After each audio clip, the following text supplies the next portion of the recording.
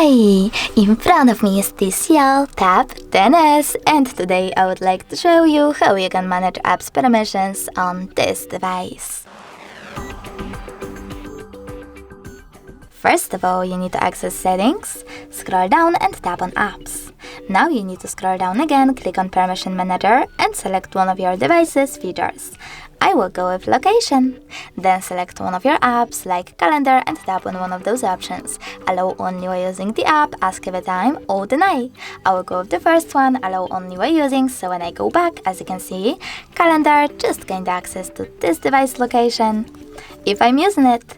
But you can always pick any feature and then app that you are interested in, for example Gmail. Now click on See all Gmail permissions instead and manage all of them only for this app from here.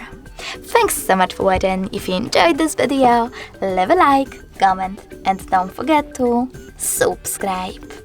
Bye!